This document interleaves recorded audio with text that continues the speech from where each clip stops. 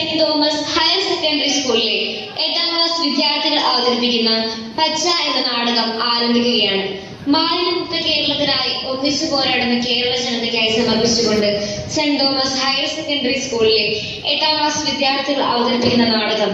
ഈ നാടകത്തിന്റെ അരങ്ങിൽ പ്രവർത്തിക്കുന്നവർ Sourav PS, Lakshmipriya MB, Benziya Siju, Janath Sebastian, Hima Maria Shajan, Ivana Ebin, Advaitha Sunil, Sandra Suresh. ഈ നാടകത്തിന്റെ സമയം നിർവഹിച്ചിരിക്കുന്നത് ശ്രീ കപ്രശ്ശേരി ബാബു. ഈ നാടകം അവതരിപ്പിക്കുന്നത് saint Thomas higher secondary school. ഈ നാടകത്തിന്റെ രചനയും സാക്ഷാത്കാരവും നിർവഹിച്ചിരിക്കുന്നത് ശ്രീ നൂർനാട് സിധു. ഏവരുടെയും അനുഗ്രഹാശിസുകൾ ഒരിക്കൽ കൂടി പ്രതീക്ഷിച്ചുകൊണ്ട് നമ്മുടെ കൂട്ടുകാർ സെന്റ് തോമസ് ഹയർ സെക്കൻഡറി സ്കൂളിന് വേണ്ടി അവതരിപ്പിക്കുന്നു പച്ച.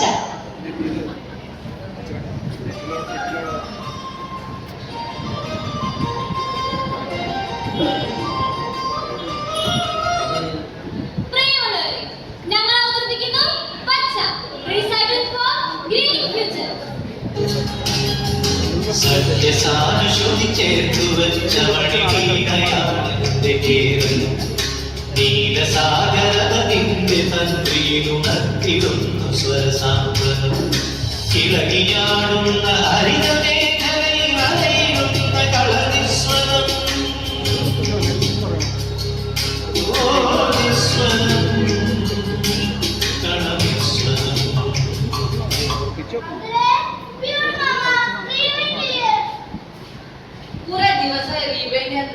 ചുമ്മാ നിൽക്കാതെ ബാക്കി കളിപ്പില്ലേ ഓരോ അർത്ഥം മനസ്സിലാക്കി സ്റ്റെപ്പ് ഇട്ട്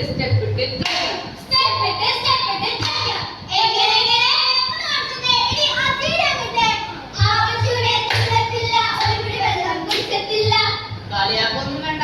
12 വർഷം ഞാൻ ഡാൻസ് കളിച്ചതാ. 3, 4. സത്യസാനുശ്രുതി ചേർത്തു വച്ച മണികീണയാണെന്റെ കേരളം. നീലസാഗരത്തിന്റെ തന്ത്രിയിലുണർത്തിടുന്നു സ്വരസാന്ത്വനം.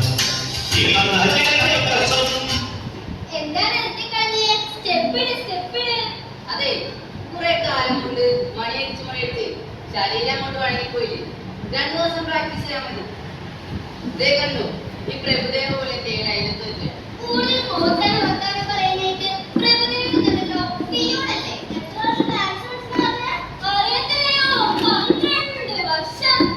ഞാൻ സ്റ്റെപ്പിട്ടില്ലേ, അത് നിങ്ങൾ ഡയറക്ടർ സ്റ്റെപ്പില്ലല്ലോ. ആട്ടെ, ഡയറക്ടർ ആര്യ പാട്ട് കണ്ടോ? ഞാൻ ജീവിക്കില്ല. എനിക്കൊന്നും വയ്യ. ഞാനും വന്ന് ഒരു 50 പ്രാവശ്യം ചെയ്യിപ്പിക്കും. അതെങ്ങനെയാ ആരുടെ ഒരു കോണിസ്റ്റ് സ്റ്റെപ്പുകൾ ഒരു നൃത്ത സംവിധായക എവരാണ്? ഷക്കീലയുടെ കൊച്ചുമോളോ? ഷക്കീലയോ?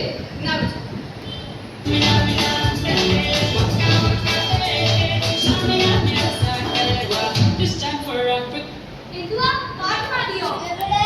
പ്യൂണമാമ? അയ്യോ, പ്യൂണമാമൻ അല്ല, പിന്നെ പ്രഭുദേവ മാമൻ. പ്രഭുദേവ മാമൻ മാമ, പ്രഭുദേവ മാമ, സത്യസാനുശ്രുതി ചേർത്തു വച്ച മണികീണയാണെന്റെ കേരളം. നീലസാഗ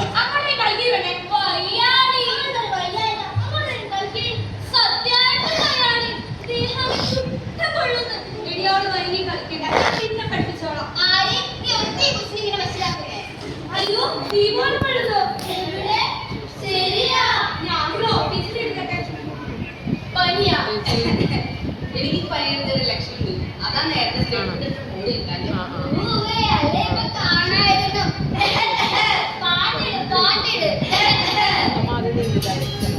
സത്യസാനുശ്രുതി ചേർത്തു വച്ച മണികീണയാണെന്റെ കേരളം. നീലസാഗരത്തിന്റെ കൊതിന്റെ കടി എങ്ങനെയും സഹിക്കാൻ മക്കളെ. പക്ഷെ കിടക്കാൻ നേരത്ത് ചെവിക്ക് ഒരു താരാട്ട് പാടുണ്ട്, കേൾക്കണം. ഒന്ന് നിർത്ത്. നൈറ്റ് കുട്ടികളെ കുറെ സഹിക്കുന്നതാണ്.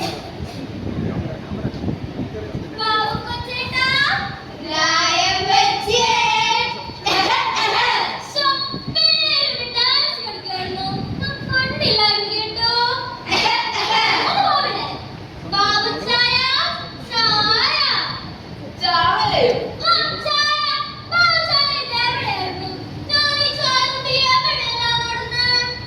കുട്ടിയാടി ഡ്യൂട്ടി. പിള്ളേര് പോയിട്ട് നമുക്ക് പോകാൻ പറ്റും. എച്ചവന്റെ ഓർഡറാ. ആട്ടെ, ഒരു തുള്ളി ചൂടുവെള്ളം, ഒരു 50 പ്രാവശ്യം ചോദിച്ചാൽ തരാത്ത ഗായമേന്താ ഇന്ന് ചായ കൊണ്ടൊരു തർക്കം. അതെന്താ ബാബുച്ചായ? കഴിഞ്ഞ ഒരാഴ്ചയിൽ നേരമായി വിചാരിച്ച് ബാബുച്ചായ അവിടെ നിരായ എനിക്കറിയത്തില്ലയോ? അതൊന്നല്ല, കാര്യം പറയാമേ. കണ്ടോ കണ്ടോ, നമ്മള് ചെയ്യണതൊന്നും ഒരു വിലയില്ല. എന്തിനു കാര്യം നോക്കിയാലും ചായ ഉണ്ടല്ലേ? എനിക്കിത് തന്നെ കിട്ടണം. ഇനി പറഞ്ഞു ഞാൻ വിചാരിച്ചു, ബാബുച്ചായ ഇന്ന് അമ്പലത്തിലെ നാരങ്ങളൊക്കെ നേരത്തെ പോണം.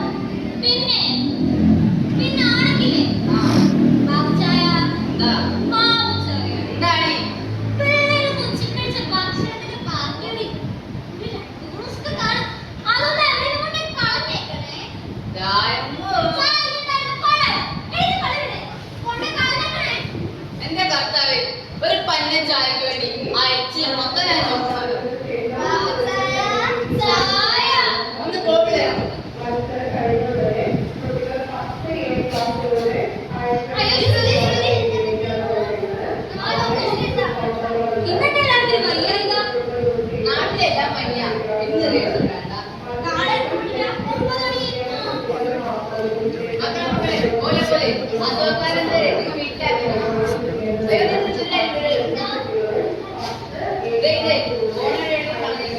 കാണാതെ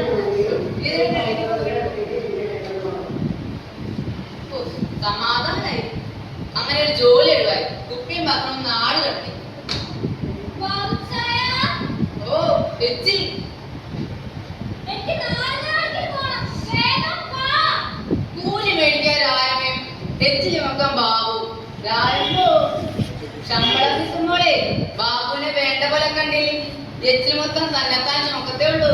ഇത് മാത്രല്ല ഇനിയുണ്ട്. ഇനിയുണ്ടോ? തീരുമ്പോ എച്ചിൽ നോക്കാൻ ഞാനാലും എച്ചിലും പോകും. ഞാൻ സത്യം പറഞ്ഞ ബാബുച്ചായനെ ചീത്ത പറയൂ. എന്തുവാ? ബാബുച്ചായനെ ഒരു പാവം. ആ സോപ്പ് വേണ്ട, കാശ് മതി. അതൊക്കെ ബാബുച്ചായൻ ചുമ്മാ പറഞ്ഞാൽ നിരാശയ്ക്ക് അറിയില്ലയോ? ഊവേ, അച്ഛൻ്റെ അത്ര 2 മക്കളെ ഓർത്ത് മാത്രം ബാബു എച്ചിലും മുക്കാം.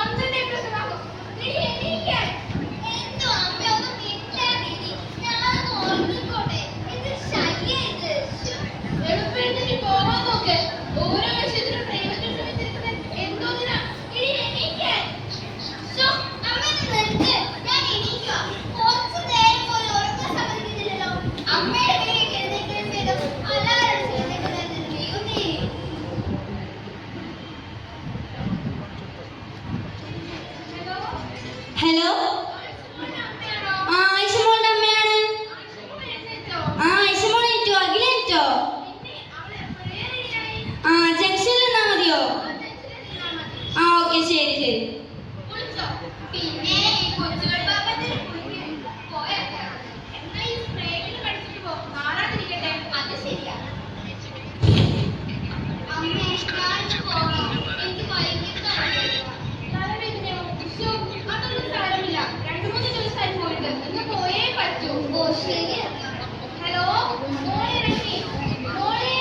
എന്റെ അമ്മ ചിത്രത്തിൽ രശ്മി കടിച്ചോ? എടുത്തു. ഇതല്ലേ? പിന്നെ എന്തിനാ ഈ ചപ്പും ചവറൊക്കെ വാരിയിട്ട് ഈ മണ്ണിങ്ങനെ നശിപ്പിക്കുന്നേ? പിന്നെ ഞാൻ ഇത് സൂക്ഷിച്ചു വെക്കാം. പറഞ്ഞ അങ്ങോട്ട് കേട്ടാ മതി. കൂടി അങ്ങോട്ട്. ഇതിന്റെ ഫലം അനുഭവിക്കുമ്പോൾ താഴെ പഠിച്ചോളൂ. കൂടി അങ്ങോട്ട്. എന്റെ തലവേദന ഒഴിഞ്ഞു.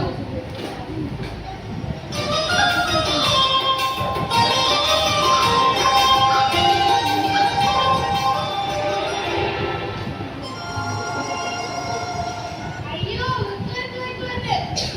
പെട്ടെന്ന് തള്ള സഹിക്കാൻ പറയാ. 2 ദിവസം ചെന്നിട്ട് കൂടുതൽ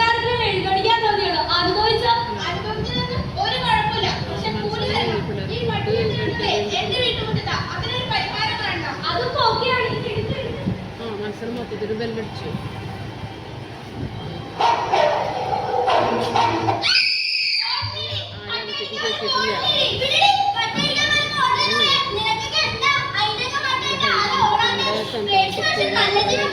ചിക്കന്റെ മട്ടനെ വേസ്റ്റൊക്കെ വെക്കി ആക്കല്ലേ നാശങ്ങള്. ഇത് എവിടെയും നമുക്ക് പോവാം. ഇതിപ്പോ എവിടെ കളയാം? ഇതിപ്പോ എവിടെ കളയാൻ പറ്റാതെ നമുക്ക് തോട്ടോട്ട് അറിയാം. അതവിടെ ഇല്ലേ? നിങ്ങളൊക്കെ സ്കൂളിൽ പഠിക്കുന്ന വിദ്യാർത്ഥികളല്ലേ? എന്നിട്ട് ഇങ്ങനെ മറ്റുള്ളവരെ പോലെ വിവേകേട് ചെയ്യാൻ തോന്നി. ഇതിവിടെ കളയാന്ന് പറയും. നിങ്ങളാരാ? നിങ്ങളുടെ അച്ഛനോടോ വീടും ചോദിച്ചാൽ മതി. അവര് പറഞ്ഞു തരും ഈ അച്ചാമ്മ ടീച്ചർ ആരാണ്. നിങ്ങളുടെയൊക്കെ വീട്ടിലെ സർവ്വ വേസ്റ്റും ഇവിടെ കൊണ്ട് തരണം. ഇവിടെ കിടന്നൊഴുകി ഒളിച്ചിരുന്നത് ഇവിടെ താമസിക്കുന്നവരുടെ കിണറ്റിലേക്കാ. ഈ വയ്യാത്തവർ ഒരു തുള്ളി കുടിവെള്ളത്തിന് 5-6 കിലോമീറ്റർ നടന്നതിന് വരിക.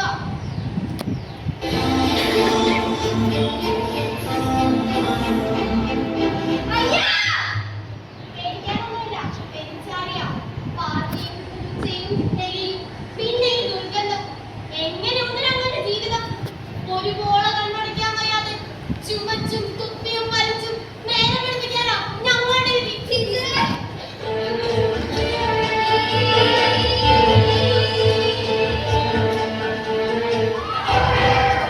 അയ്യോ, എല്ലാവരെ ആളുകളൊക്കെ ഓടുന്നുണ്ടല്ലോ. ഒന്നുമില്ല, രോഗം പിടിച്ചാലോ മരിച്ചതാ. രോഗങ്ങളും മരണങ്ങളും ഞങ്ങൾക്കാർക്കും ഒന്നും തോന്നാറില്ല. ടീച്ചറെ, ടീച്ചർക്ക് ഇവിടുന്ന് മാറി താമസിച്ചൂടെ? ഞാൻ മാത്രം മാറി താമസിച്ചാൽ മതിയോ? അല്ല, ഉള്ള വീടും മണ്ണൊക്കെ വിറ്റ് തുറച്ച് എങ്ങോട്ടെങ്കിലും പോകണമെന്ന് എല്ലാവർക്കും ആഗ്രഹമുണ്ട്. പക്ഷേ ഈ ദുരന്തം പിടിച്ച ഭൂമി ആര് വാങ്ങാനാണ്? അല്ലെങ്കിൽ തന്നെ എവിടെ പോകാൻ? ഇന്നല്ലെങ്കിൽ നാളെ ഇവിടെ മൊത്തം കുടിയിരിക്കുന്ന മാലിന്യങ്ങൾ കൊണ്ട് നിറയും. ടീച്ചറെ, അയ്യോ, എന്റെ മോളെ, എന്റെ മോൾക്ക് എന്ത് പറ്റി? അയ്യോ, എന്റെ മോളെ. ടീച്ചറെ, അത് അഭിരാമിയുടെ അമ്മയല്ലേ? അഭിരാമിക്ക് എന്തുണ്ട് ടീച്ചറെ? എന്ത് വെച്ചാൽ പ്രകൃതി നമുക്ക് കണ്ണിന് നൽകിയ വരദാനമാണ് വായുവും ജലവും മണ്ണും.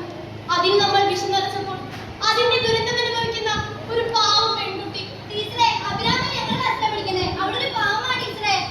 വരും തലമുറകൾക്കായി ഞങ്ങൾ ഈ പരിശുദ്ധ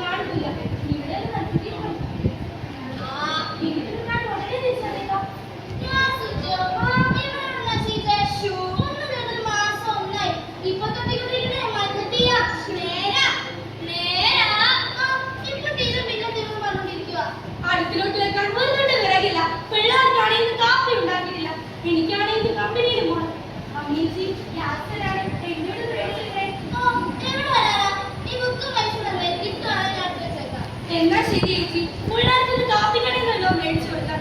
ഇങ്ങനെ എത്ര ദിവസം വേണം മേടിച്ചു കൊടുക്കാൻ പറ്റും? എനിക്കൊന്നും അറിയത്തില്ലല്ലോ. പഠിച്ചു തമ്മിലാണ് കൂത്തമ്മേ പോട്ടെ. ഓ മോളെ.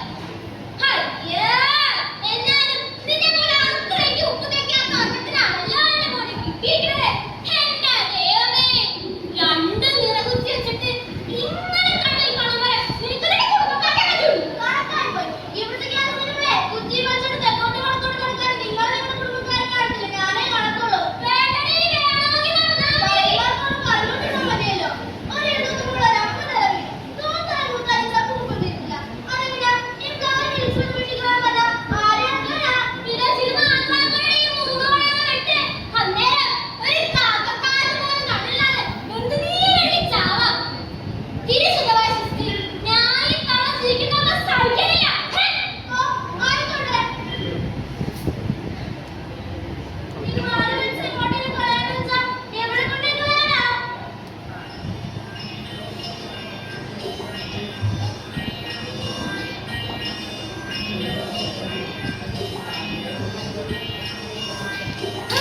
ഇതിവിടെ പുഴുത്തുനാടി സ്ഥലങ്ങളാണേ. ഇത് പുതുസ്ഥലമൊന്നുമല്ല. ഞാൻ കരുവെടുത്ത് വസ്തുവാ. അത് കളയാൻ പറയോ? ഞാൻ ഒന്നോ രണ്ടോ പഴുത്ത പ്രാവിനെ അങ്ങോട്ട് എടുത്തിട്ട് നീ തിരിച്ച് നിങ്ങൾക്ക് എടുത്തേക്കുന്നെ. കുപ്പി, മട്ടി, ഇരുമ്പ്, തുരുമ്പൊക്കെ വാരി വെച്ചതല്ലേ.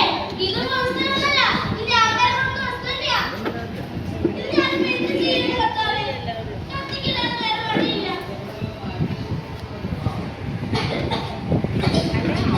കുറെ നാളായി തുടങ്ങിയിട്ട്. ഇവിടെ ജീവിക്കാൻ സമ്മതിക്കില്ലല്ലോ.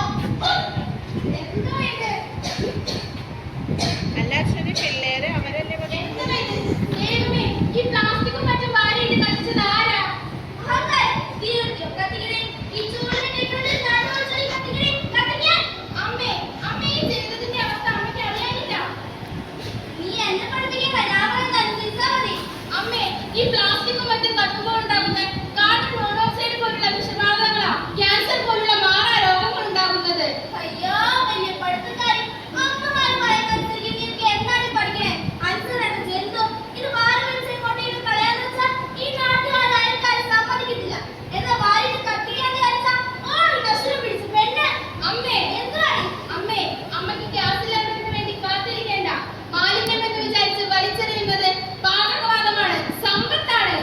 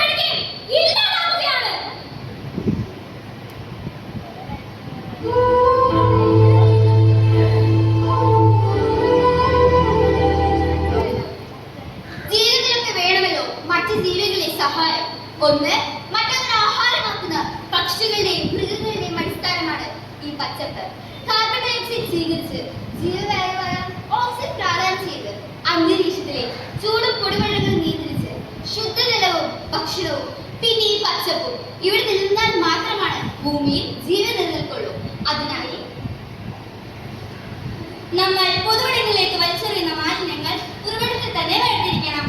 മണ്ണിൽ അലിഞ്ഞു ചേരുന്ന ചപ്പും ചവറും പച്ചക്കറികളും ഒക്കെ മണ്ണിനുടെയും ബാക്ടീരിയയുടെയും സഹായത്താൽ കമ്പോസ്റ്റ് ആക്കണം. ആ പരിശുദ്ധമായ ജൈവവളം കൃഷിക്കായി ഉപയോഗിക്കാം. അങ്ങനെ വിഷമേന്മയില്ലാത്ത പച്ചപ്പിലൂടെ ജീവൻ നിലനിർത്തണം. ഭക്ഷണാവശിഷ്ടങ്ങളും മീനിന്റെയും ഇറച്ചിയുടെയും വേസ്റ്റും ഒക്കെ ചിലവ് കുറഞ്ഞ ബയോഗ്യാസ് പ്ലാന്റ് സഹായത്താൽ പാചക ഗ്യാസാക്കി മാറ്റാം. പേപ്പറുകൾ വീണ്ടും പൽപ്പാക്കാം. പ്ലാസ്റ്റിക്കിൽ രൂപമാറ്റം വരുത്തി വീണ്ടും ഉപയോഗിക്കാം. പുനരുൽപാദനം സാധ്യമായ പ്ലാസ്റ്റിക്, ടിൻ, ടയർ എന്നിവ ശേഖരിക്കാം. അത് ഫാക്ടറികൾക്ക് കൈമാറാം. പണം സമ്പാദിക്കാം. ഇത് സ്കൂളുകൾ, ഹോട്ടലുകൾ, മറ്റ് സ്ഥാപനങ്ങളുമൊക്കെ പ്രാവർത്തികമാക്കാം. മാലിന്യ സംസ്കരണം പുനരുൽപാദനത്തിലൂടെ നമ്മുടെ സ്കൂളിൽ സ്ഥാപിച്ച പുതിയ ബയോഗ്യാസ് പ്ലാന്റ് ഉദ്ഘാടനത്താൽ പ്രിയപ്പെട്ട അച്ഛാമ്മ ടീച്ചറിനെ ഏറെ ആളുകളെ ക്ഷണിച്ചുകൊള്ളുന്നു.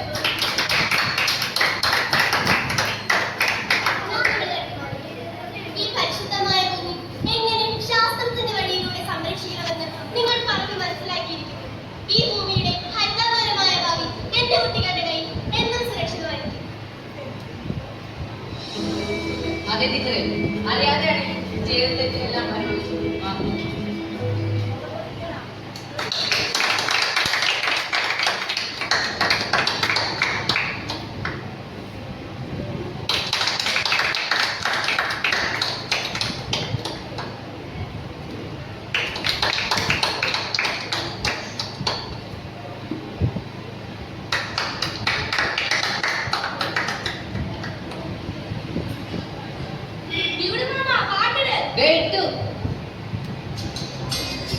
സഖ്യസാനുശ്രുതി ചേർത്തു വച്ച മണിവീണയാണെന്റെ കേരളം.